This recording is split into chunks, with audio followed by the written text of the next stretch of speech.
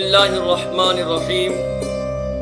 مولانا احمد اللہ گجراتی رحمۃ اللہ علیہ کا واقعہ آپ نے سنا ہے۔ اس ہندوستان کو آزاد کروانے کے لیے مسلمانوں نے، علماء نے شہادتیں پیش کی، اپنے جانوں کے نذرانے پیش کیے، جب جا کر یہ ہندوستان آزاد ہوا۔ مولانا جعفر تھانیسری رحمۃ اللہ علیہ اپنی کتاب تاریخ کالا پانی میں لکھتے ہیں کہ مجھے اور چند علماء اکرام کو انگریزوں نے گرفتار کر لیا۔ گرفتار کر امرتسر جیل میں رکھا گیا۔ وہاں کے جنرل نے یہ فیصلہ سنایا کہ ان کو لاہور بھیج دیا جائے۔ تو مولانا جعفر تھانیسری رحمۃ اللہ علیہ اور ان کے ساتھ جتنے علماء اکرام تھے ان کو امرتسر سے لاہور لایا گیا۔ اب جو لاہور کا فرنگی جنرل تھا وہ بہت زیادہ سخت دشمن تھا اور بہت زیادہ سخت احکام کو جاری کرنے والا تھا، اور وہ مسلمانوں کا بھی دشمن تھا۔ اس نے اپنے افسروں سے بات کر مولانا جعفر تھانیسری رحمۃ اللہ علیہ اور ان کے ساتھ جتنے علماء اکرام ہیں ان سب کو ملتان بھیجنے کا فیصلہ کیا۔ اور اس نے کیا کیا کہ لوہے کے پنجرے بنوائے اور اس کے اطراف میں لوہے کی کیلیں لگوائی، ایسی کیلیں کہ بس انسان کے جسم میں گھس جائے تو خون نکلنا شروع ہو جائے، وہاں پر زخم بن جائے۔ وہ جنرل جو فرنگی ہے اس نے یہ فیصلہ کیا کہ مولانا جعفر تھانیسری رحمۃ اللہ علیہ اور ان کے ساتھ جتنے علماء اکرام ہیں ان کو اس لوہے کے پنجرے میں بٹھایا جائے۔ تاریخ کالا پانی کتاب میں مولانا جعفر تھانیسری رحمۃ اللہ علیہ لکھتے ہیں کہ پنجرہ ایسا تھا جس میں فقط صرف ایک آدمی بیٹھ سکتا تھا، صرف ایک آدمی، باقیہ جگہ موجود نہیں تھی۔ لاہور سے ملتان جانا تھا، ٹرین کے ڈبوں میں پنجروں کو رکھا گیا۔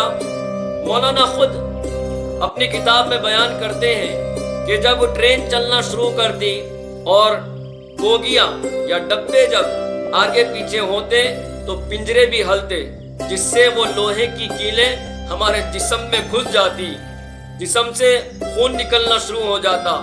مولانا خود بیان کرتے ہیں کہ اتنا سخت ترین وہ سفر تھا، اتنا وحشت ناک وہ سفر تھا کہ جب خون جسم سے نکلنا شروع ہوتا وہاں پر زخم ہو جاتا، اور کبھی کبھی ایسے حالات بھی پیش آتے کہ 8 دن تک ٹرین کی بوگیاں ٹھہری بھی رہتی اور کوئی ہمارا پرسان حال نہ ہوتا، کوئی جائزہ لینے والا نہ ہوتا۔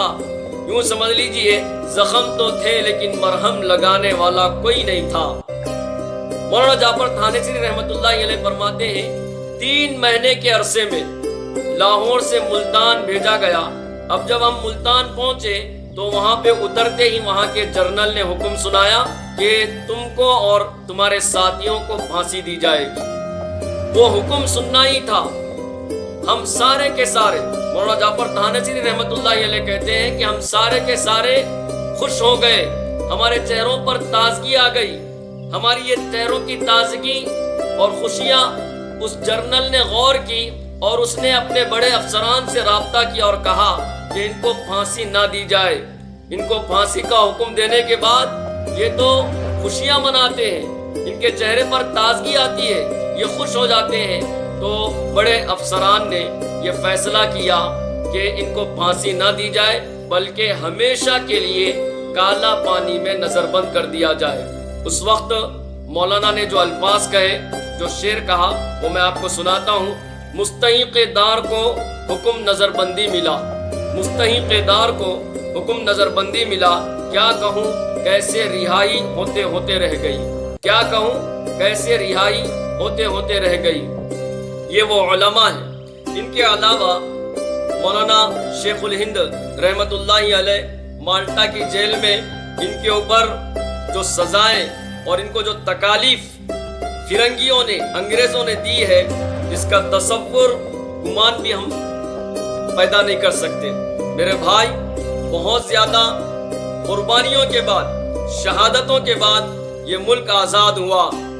یہ ملک مسلمانوں کے شہادتوں کی بنا پر آزاد ہوا۔ یہ ملک علماء کی قربانیوں کی بنا پر آزاد ہوا۔ اس ملک کی مٹی گواہی دیتی ہے کہ ہندوستان کی آزادی میں ثابت قدم رہنے والے مسلمان ہیں۔